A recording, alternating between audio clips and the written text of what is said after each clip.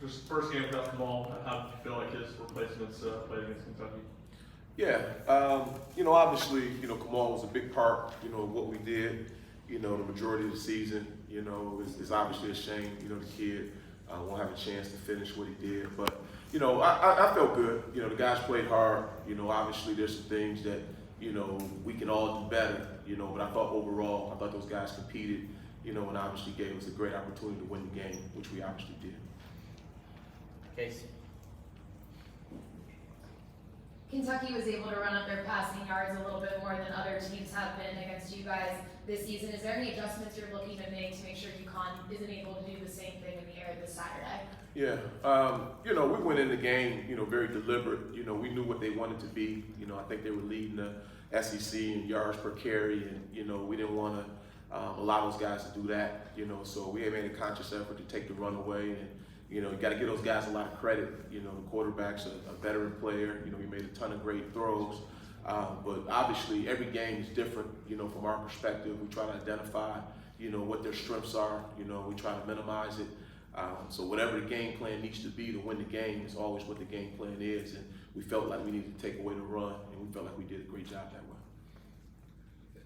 Coach, from the pass rushing standpoint up front, I know there's been a lot of talk about kind of what offenses are doing and some frustration there. What's kind of the counter for your defensive line to get, continue to get home with the quarterback? Well, I tell those guys all the time, it's a sign of respect, when they're chipping you on the edges, when they're getting in 7-man protections, things of that nature. There's going to be a challenge. I mean, it really is. But, when you work as hard as those guys have worked, when you're having the season that those guys are having, there are going to be some challenging games that way.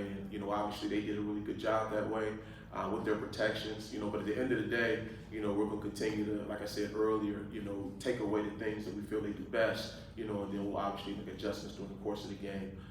But, again, UConn's a different animal. They have some things that they do extremely well. We're working really hard to try to take that away at this point. Rob. Coach, you played a lot of young linebackers. Just how would you gauge the progress at this point of area on Jeremiah and Elijah? But he's the second-year guy. He's still young. Yeah, they're coming along. I thought, again, particularly in the run game, those guys were very effective.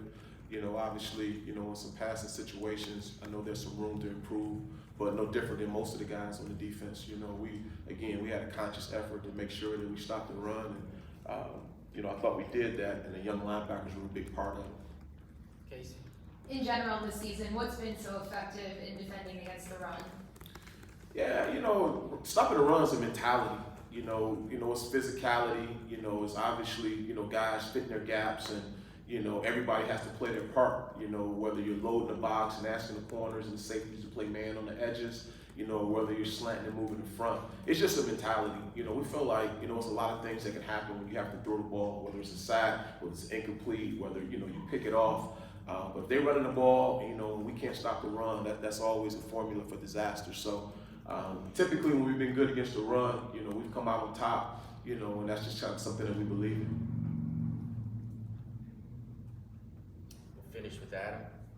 You said it was a sign of respect, the protection you guys are getting against the pass rush. When did you see that change? Was that a game or two in? When did you start seeing protection? I think Bama did a little of it, and obviously Kentucky showed more than they had shown in the past.